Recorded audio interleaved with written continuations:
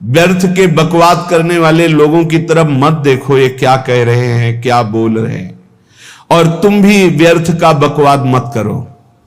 अपने समय को कीमती मान करके निरंतर प्रिया प्रीतम का नाम जप करो, उनकी गुण लीला गाओ, उनकी सेवा में रहो। कभी प्रपंच की बातें, कभी प्रतिष्ठा का चिंतन, कभी नाना प्रकार के मान सम्मान का चिंतन, ये घुसने ना पावे हृदय में। बहुत सावधान रहना चाहिए साधक को। ऐसी बातें देखो मत, ऐसी बातें सुनो मत जिससे तुम्हारा हृदय उद्विग्न होकर प्रभु का चिंतन छोड़ दे। बंद करो अभी। अन्य लोगों के संग का त्याग कर दो, जो भगवत विमुख वार्ता करते हैं, संत निंदा करते हैं, दूसरों की निंदा करते हैं। कुछ हाथ नहीं लगता, ये लोग दुर्गति को प्राप्त होने वाले हैं। भक्तन निंदा अति बुरी भूल करे जिन कोय, किए सुकृत बहु जन्म के छिन में दारे खोए। पर निंदा के किए ते नहीं आवत नहीं कछुआत, मूर्ख पर्वत पाप को ले चल अपने साथ। तो अलम कश्यापि संगत्या, ऐसा संग मत करो जिनके पास बैठने से भक्त निंदा, जन निंदा, भगवत निंदा हो। ऐसे से दूर रहो। अलम बंद कर दो ऐसे लोगों का संग। रात दिन हम श्यामा श्याम का नाम जप करेंगे, श्यामा श्याम के लीला गुण गाएंगे, श्यामा श्याम के ही धाम का शोभा का चिंतन करेंगे।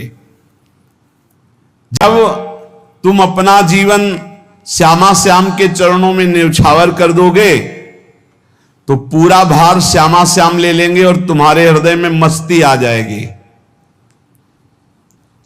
जो ऐसा निश्चयी होता है, दृढ़ निश्चयी, उसके अंदर दृढ़ विश्वास, तो उसके हर समय भगवान की स्फूर्ति होती रहती है। भारी प्रतिकूलता में भी भगवान का सानिध्य अनुभव होता है। वो अनुकूलता में तो भगवान के दुलार को देखता है, लेकिन प्रतिकूलता में भगवान की विशेष कृपा को देखता है। ये संयोग, ये वियोग, संसार की ये द्वंद्वमयी वृत्तियां भक्तों के हृदय में नहीं चुभती। आए की हुज्जत नहीं, गए की तलाश नहीं, क्योंकि नित्य संयोग भगवत स्मृति के प्रभाव से प्रभु का रहता है। शोक, विषाद बहुत ध्यान देने योग्य विषय है। तभी लोगों को ऐसा लगता है कि ऐसा कैसे हो सकता है। भक्त के चरित्रों को जब सुनते तो लगता है ऐसा कैसे हो सकता है, ऐसी परिस्थिति में भी ऐसा कैसे हो सकता है।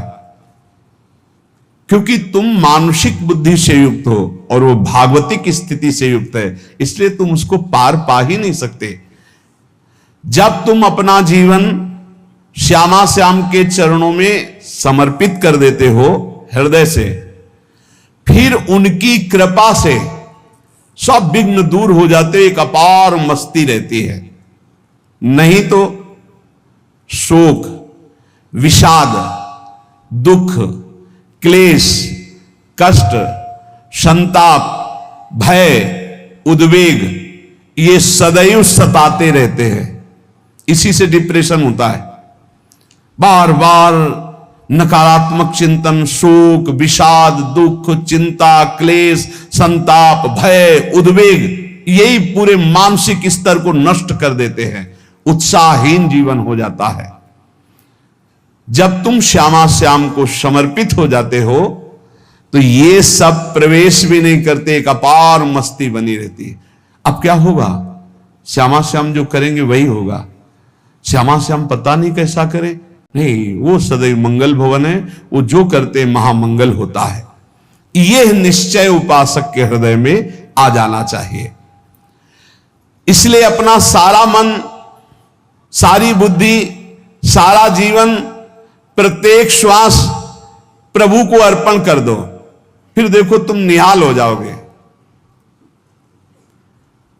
दुख, शोक, विषाद, क्लेश, कष्ट, संताप, भय, उद्वेग, ये उसी को व्यापते हैं जिसने अपने जीवन को प्रभु के चरणों में अर्पित नहीं किया।